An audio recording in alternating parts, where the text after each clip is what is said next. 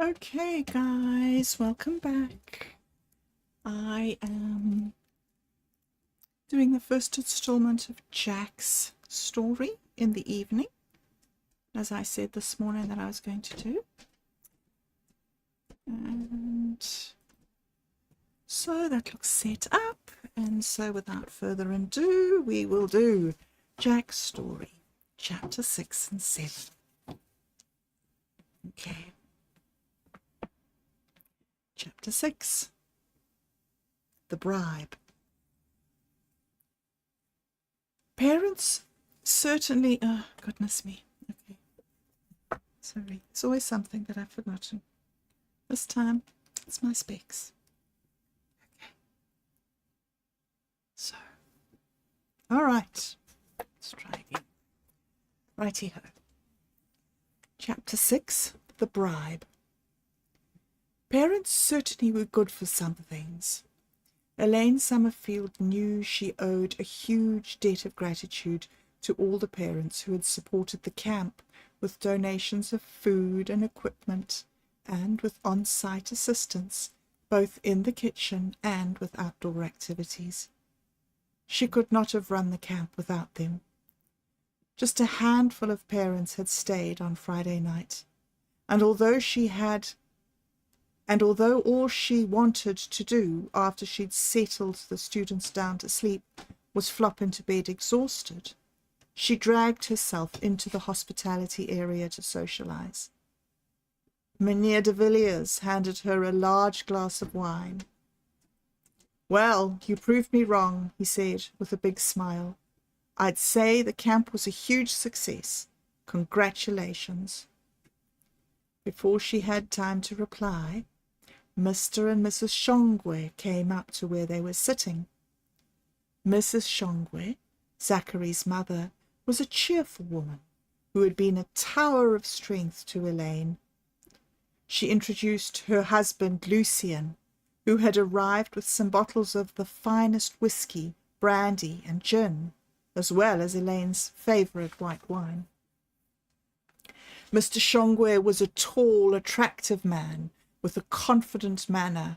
He spoke very fast, as if every moment was of the utmost urgency. "We are Zachary's parents, Lucien and Martha Shongwe," he said. There was a slight slur to his words, as if, for him, the party had started a while ago.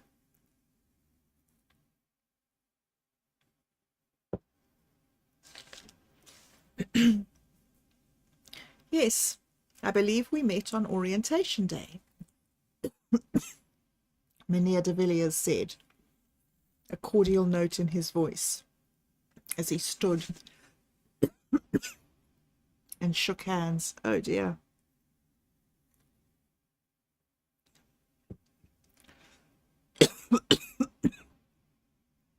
Goodness gracious.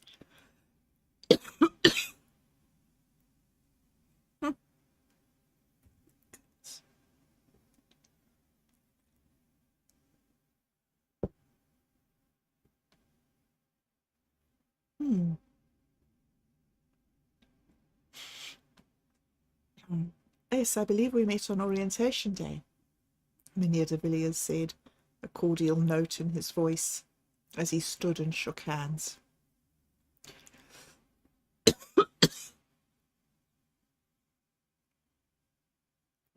He remembered Mr. Shongwe as an affluent business owner. Zachary's parents sat down. "Your wife has been wonderful," Elaine said. "I don't know how I would have managed without her."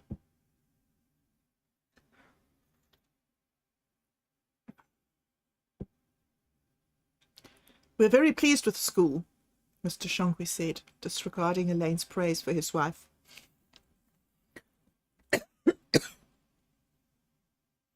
"I would like to make a substantial donation to the Friends of Barberton School Sports Committee. I believe my friend Mr. Summerfield is the chairman." His words were music to Mynheer de Villiers' ears.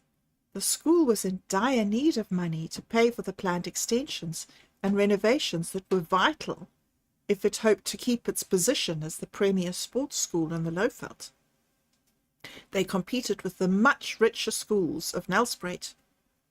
"We would be delighted," he began, but was interrupted by Mr. Shongwe. "We have a small problem," Mr. Shongwe purred. "My son Zachary was confident that he would get into the rugby team.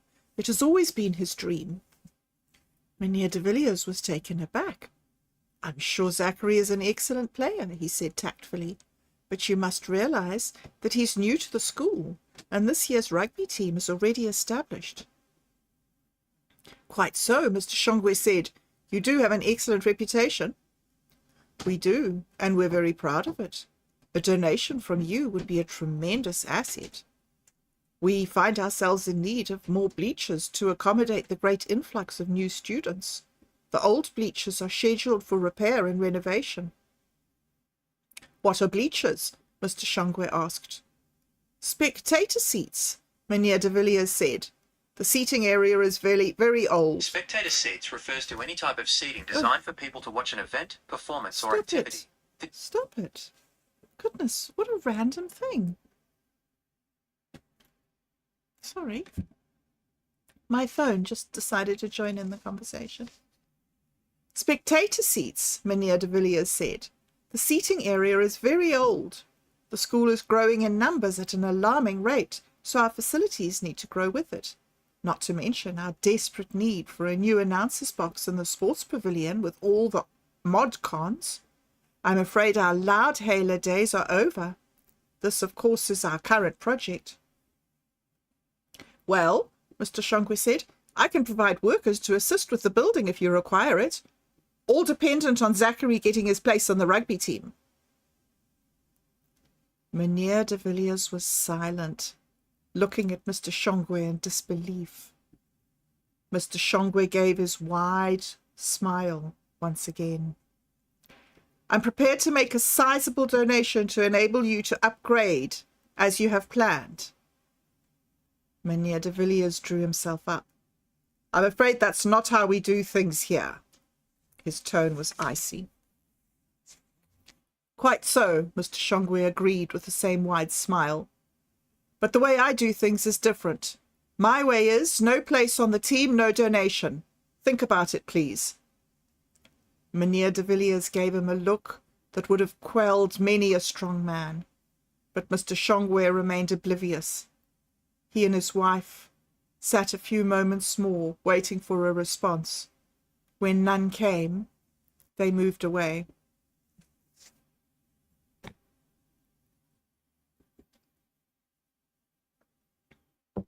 Chapter 7. Heartbreak. Jack opened his eyes. At first he didn't know where he was. Then he heard the happy hum of voices around him and realized with a start that it was Saturday, the last day of the adventure camp, and he had uncharacteristically overslept. He swung his feet over the side of the top bunk bed and slid down onto the floor, raising his arms high in a mighty stretch and yawning hugely. He felt great. "Come on, sleepyhead," Adam said. "It's breakfast time, and then we have to pack and clean up this place." Breakfast was wonderful. All the delicious leftover food was out on the tables. Each student had been assigned a place next to someone they did not usually associate with. Jack had Timothy on one side, and Ozzy, a standard 9 boy Jack thought he had not seen before, on the other side. Under the side plate was a card on which was printed a possible topic in case conversation was lacking. Jack looked at his. It said, "Should students be required to wear school uniform?" Boring, Jack thought. It's like an incentive to find your own subject. Then, to support his aunt and to enter into the spirit of things, he turned and greeted the boy who was sitting so quietly on his left. "Hello, I'm Jack Summerfield. I don't believe I know you." "I'm new," the boy said quietly. "I've only been at the school for 2 weeks." "Oh, that explains it then. Parents just moved down here to Barberton?" The boy gave him a guarded look from behind his glasses. "Something like that," he said. His voice was gentle, and he had a shy, diffident air as if he was apologizing for being there. "So, what's your name?" "I'm Ozzy," the boy said. "Ozzy, yes, I remember now. They told us you were coming. I don't remember seeing you before. So sorry. What's your sport?" "I'm not really into sport, but I'm hoping to learn how to play chess while I'm here," Ozzy said. Someone tapped him on the arm and he turned away from Jack. Jack watched him for a moment before he swiveled towards his right. In a cheerful voice, he asked, "So, Timothy, my man, how's it?" "I don't talk to Mlungu," said Timothy, hunching his shoulder away from Jack, "and I'm not your man." "Pretend I'm not Mlungu," said Jack, ignoring the insult and smiling his friendly smile. "And I'll pretend you're not an idiot." Timothy reared back and raised his arm as if to attack Jack. "I can see you two are getting on well," came a loud voice from behind them, and a hand came down hard on each boy's shoulder. Mynheer de Villiers had not made it over the mountain and back to Barberton last night. He was walking through the room, making his presence felt. His strong, smiling face was very different from the authority figure he usually betrayed. As he walked off, Jack said, "Thank you, sir. I just feel the love down here." "Very perceptive of him, don't you think?" asked Timothy, and the two boys looked at each other wearily, then burst into laughter. After that, they had no trouble finding topics to talk about, but all too soon breakfast was over and everyone disappeared to pack, then load their backpacks and suitcases and travel bags into the bus. They divided into groups to scrub and clean and pick up rubbish and leave the place immaculate. They were allowed to race down the hill to the dam and back before getting into the bus for the hour-long journey back to Barberton. As Jack settled into his seat with Kate at his side, he sighed with contentment. "I feel totally happy," he said. "I love you, Kate." "Summerfield, stop! Enough already. It was a good camp, I'll give you that," she said. "I can't wait to tell my father all about it," said Jack. He was sorry to miss it. Usually he's one of the team of organizers, but my mother had planned a tennis party and she wouldn't let him go. Kate smiled at him and shook her head. He had not ever said that his mother was difficult, but Kate had a shrewd suspicion that all was not roses in the Summerfield household. At last the bus was loaded, and they set off for the school. The air rang with the sound of music. Timothy, who had a magnificent singing voice, led the entertainment. It was a far cry from the sullen silence of the journey up the mountain just 4 days previously. When the bus arrived at the school, parents were waiting, and in the ensuing shambles of unpacking the bus, returning borrowed equipment to the appropriate place, shouting goodbyes and thank yous to Miss Summerfield, the parking area cleared quickly. Jack looked around but could not see his father anywhere. "Come, I'll give you a lift home," said his aunt. "No, thanks. I'm sure Dad'll be along any moment," said Jack. "And it's not far. Anyway, our place is in the opposite direction to yours." "Right, see you at school on Monday," said his aunt. Truth to tell, she was feeling mighty exhausted, and her home and a lovely long shower seemed very inviting. Jack hitched his backpack on his shoulders. His aunt watched him walk out of the pedestrian gate and down the road. It was not far, as Jack had said. As he reached the top of the incline, he looked down towards his home. He saw several cars parked on the road, people milling around, and an ambulance parked near the gate that led to the garden. "Ah," he said to himself, "tennis party. That's why I've been forgotten. What's with the ambulance, though?" Jack's mother was anti-rugby, and in fact anti most of the sports that Jack's father enjoyed, but she loved tennis. It allowed her to walk around in a very short skirt and showed off her lovely legs, and to tie up her beautiful golden hair in a ponytail, and then spend the afternoon accepting compliments and fending off requests for her phone number.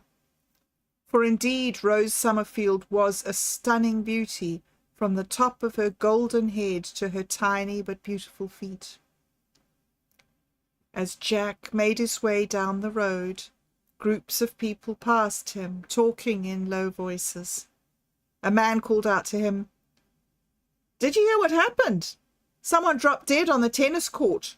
Massive coronary, they say." The news stopped Jack in his tracks. His eyes wide and his brain reeling, he started down the road. Who could it have been? What on earth could have happened? In his mind, he went over the people his parents usually invited to the Saturday afternoon tennis parties. The Engelbrechts, Reverend Jones, the Richardsons.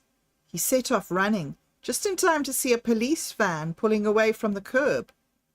Passers-by who had stopped to watch the drama unfold began to disperse. Jack saw his neighbour, Mrs. Engelbrecht, wringing her hands and sobbing. "Oh no, surely it's not Fanny Engelbrecht who's dropped dead," he thought. He saw his mother headed for the open door. "Mother, mother!" Jack shouted. Rose Summerfield turned. Her face was tear-streaked. "Jack! Oh, Jack!" she cried, opening her arms to him. "Oh, Jack! How could he leave me? Oh, Jack, your father!" She launched herself at Jack. He held her close to him as she sobbed, and he looked inquiringly at the group in their tennis gear. What? He stuttered. "It's your father, Jack," said Mr. Engelbrecht. He clapped Jack on the shoulder, his ruddy face full of sympathy. "I'm so sorry, my boy." Jack stood immobile, feeling as if he was trapped in a black cloud. His mother was still clinging to him and sobbing. "Take your mother inside," said a voice behind him. For the next few hours, Jack functioned like an automaton as people came and went, patting him on the shoulder, offered condolences, and accepted the drinks he poured. He felt as if he was still in the suffocating black cloud that enveloped him earlier. Everyone's speech seemed to be distorted, and their faces swam crazily before him. His grandparents entered the room. His grandmother's eyes were red with weeping, and his grandfather's voice shook as he spoke. "Rose, my dear, we're so very sorry," Jack heard his grandmother say. "My boy," his grandfather folded Jack in his arms, heartbroken, unable to say anything more.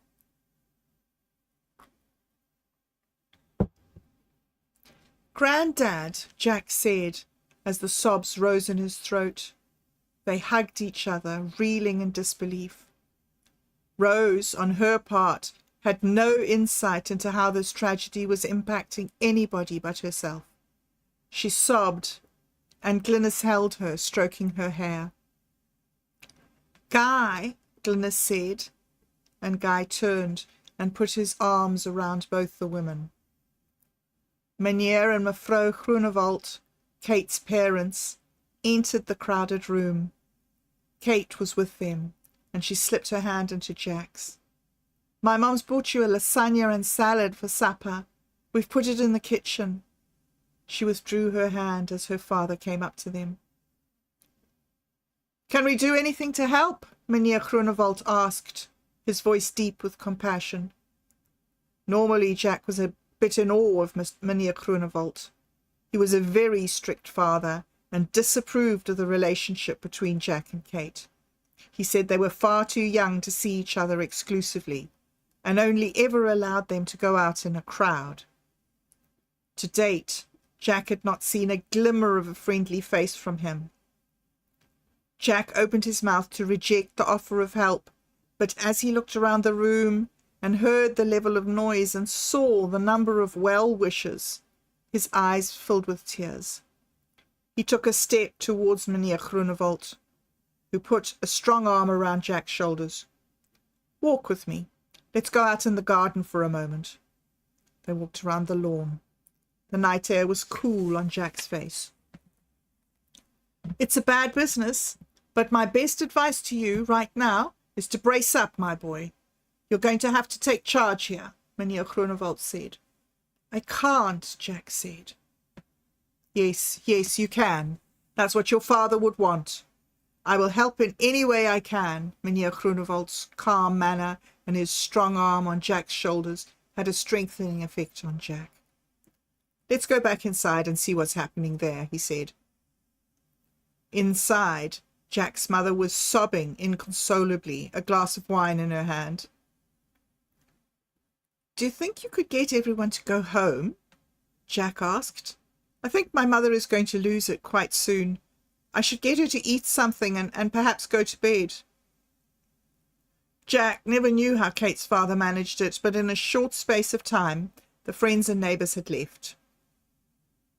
Kate set the dining room table, and Mevrouw Groenewald served supper for Rose and Jack and the grandparents.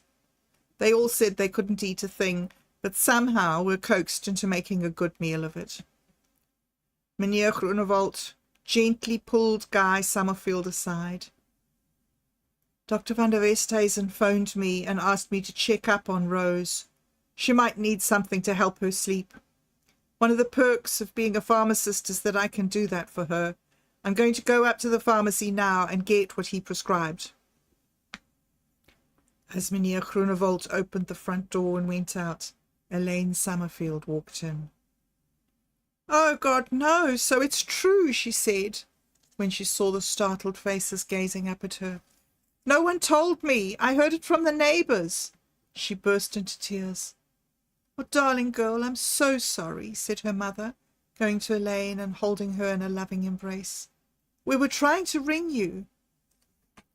In the ensuing confusion of apologies and explanations, the Groenewald family cleared the table and all the glasses from the living room and washed the dishes. Jack helped, happy for a moment to escape all the emotion in the living room. "We'll wash up and you put away," Mevrouw Groenewald said in her practical way. In her yellow dress and spiky red hair, she was like a little flame of energy. Her sons had armed themselves with drying up cloths, and the whole family set to work. Kate handed the plates to Jack, and he stacked them away. They worked swiftly until Mevrouw Groenewald pulled the plug in the sink. She ushered the boys ahead of her back into the living room. Kate looked at Jack. He was sweating as he rubbed the back of his hand on his forehead. "Phew," he said. "Thank you. Your mum is a whirlwind." Kate put her arms around Jack's chest and hugged him. Her green eyes sparkled as she looked up at him, her face close to his. "Jack, I'm so sorry about your dad. I can't think of what to say except that I'll do anything I can to help you." Jack pulled her closer, taking comfort from her closeness. "And I've been thinking about what you said on the bus, and I think you know I really love you too." They stepped away from each other as the door opened and Mevrouw Groenewald beckoned them through. Meneer Groenewald returned with the sedative Dr. van der Westhuizen had prescribed and persuaded Rose to take a dose. Then the Groenewald family quietly left. "Don't cry like that," said Rose Summerfield to Elaine, as the five of them stood alone in the living room once everyone had left. "You'll set me off again. He was my husband, and we had all sorts of plans for the future. How could he do this to me?" There was a dead silence in the room. Glynis was the first to recover. "You poor dear," she said lovingly to Rose. "What can we do for you?" "I think I need to be on my own," said Rose. After a few attempts to make sure there was no further way that they could help, Jack's grandparents left with his aunt, and Jack and his mother were alone. From that moment, the relationship with his extended family changed. All the closeness, the family rituals, became a thing of the past.